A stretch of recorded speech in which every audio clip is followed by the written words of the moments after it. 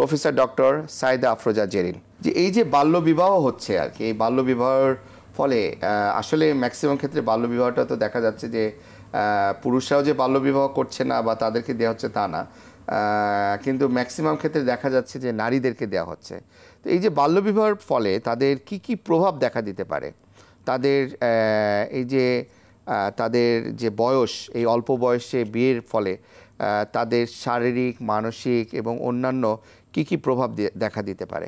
এই প্রশ্নটি খুবই প্রাসঙ্গিক ছিল যে বাল্য বিবাহের ফলে আসলে কি ধরনের ইম্প্যাক্ট পড়ছে আমাদের নারীদের উপর, বিশেষ করে কারণ আমাদের এই প্যাট্রিয়ার্কাল সোসাইটিতে আমরা দেখতে পাই যে যে কোনো প্যারেন্টস, স্পেশালি পভার্টি স্ট্রিকেন ফ্যামিলির যারা, তারা ফিল করে যে এই বাচ্চাটিকে যদি বিয়ে দিয়ে দেওয়া যায় তাহলে তার বার্ডেনটা থেকে তারা মুক্তি পাচ্ছে।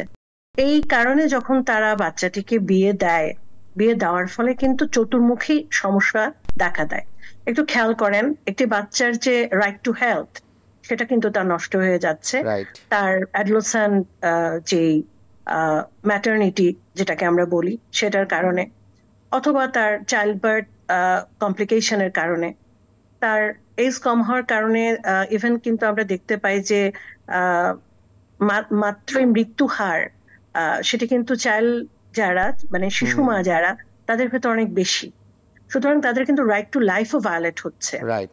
তাদের জি রাইট টু লাইফ, তাদের রাইট টু হেলথ পাচ্ছে না আর কি। শিশু জীবন, আপনি যেটা বললেন যে তার যে একটা শৈশব, চাইল্ডহুড, সেটি কিন্তু সে পাচ্ছে না।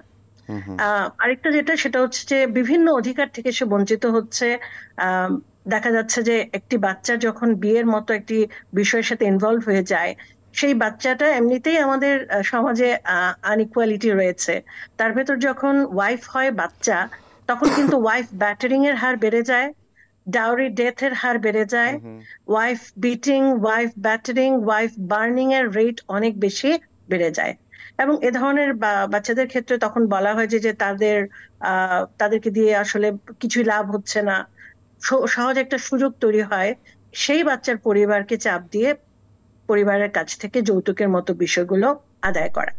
সুতরাং একই সাথে তার স্ট্যাটাস, তার ফিজিক্যাল কন্ডিশন, তার মেন্টাল কন্ডিশন, তার সোশ্যাল স্ট্যাটাস, সব জায়গাগুলোই কিন্তু মারাত্মকভাবে এফেক্টেড হচ্ছে এই চাইল্ড ম্যারেজের ফলে।